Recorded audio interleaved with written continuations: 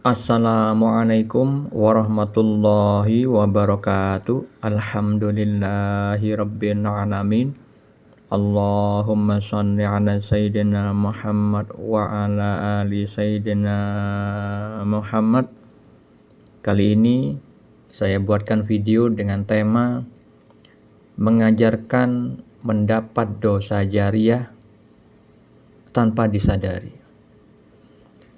Sekarang ini era teknologi semakin berkembang, yang paling sering digunakan oleh manusia zaman sekarang adalah dunia maya. Sarana-sarana hubungan antara manusia melalui medsos, melalui YouTube, Facebook, WA, Instagram, dan yang lainnya.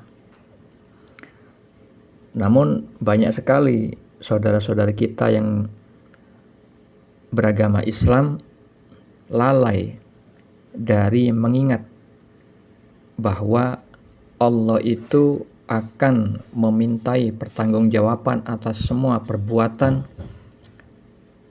manusia di muka bumi ini, bukan dalam hal sholat, puasa, zakat, umroh, dan haji jika mampu saja. Bukan dalam hal itu saja, tetapi di dalam kesehariannya, mulai bangun tidur sampai tidur lagi. Itu semua akan dihisap oleh Allah Subhanahu wa taala, termasuk di dalamnya ketika manusia mengaplikasikan medsos di dalam berkehidupannya. Peluang dosa jariah itu banyak sekali ketika kita bermedsos. Misalkan yang sering kali terjadi itu menyebarkan berita yang tidak diketahui kebenarannya. Berita-berita bohong. Padahal itu dosanya besar di sisi Allah. Sebagaimana Allah Ta'ala berfirman di dalam surat An-Nur ayat 15, "Ingatlah di waktu kamu menerima berita bohong itu dari mulut ke mulut, dan kamu katakan dengan mulutmu apa yang tidak kamu ketahui sedikit juga, dan kamu menganggapnya suatu yang ringan saja, padahal dia pada sisi Allah adalah besar." Pada firman Allah yang barusan saya bacakan itu dikatakan ketika menerima berita bohong dari mulut ke mulut, kamu katakan dengan mulutmu. Itu bukan saja perkara berita bohong yang disebarkan melalui lisan. Orang yang hatinya bersih memahami ayat ini bahwa peringatan ini intinya menyebarkan berita bohong yang tidak diverifikasi benar atau tidaknya, kemudian langsung disebarkan. Tidak hanya melalui mulut, tapi melalui segala macam cara. Misalkan bisa dengan melalui tulisan, di medsos, di WA, di SMS. Jadi intinya menyebarkan berita bohong itu adalah dosa besar. Dan ketika berita yang disebarkan itu bukan berita bohong atau fakta, misalkan yang diberitakan itu fakta, tapi faktanya tentang aib, dosa seseorang atau kesalahan seseorang, itu juga mendapat dosa jariah jika disebarkan. Karena perbuatan menyebarkan aib seseorang itu juga dosa besar. Yang mana kesemuanya itu nanti akan masuk kepada kategori mempelopori satu kebiasaan buruk. Sebagaimana disabdakan Nabi dalam hadis riwayat Muslim.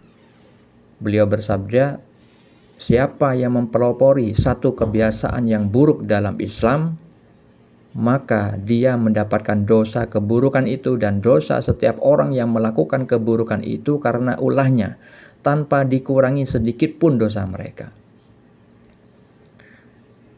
Kalau misalkan Anda pernah ikut usaha MLM, multi level marketing, ketika kita mencari satu anggota, lalu anggota itu mencari anggota yang lain, kita dapat bonus, dapat keuntungan berupa uang, berupa tingkatan level di dalam usaha tersebut. Tapi kalau misalkan perbuatan dosa yang kita bagikan, seperti sistem di usaha multi level marketing, kita dapat keburukan-keburukan yang dilakukan orang lain karena keburukan itu awal mulanya dari kita yang menyebarkannya, yang mengajarkannya, yang mempelopori kebiasaan buruk itu.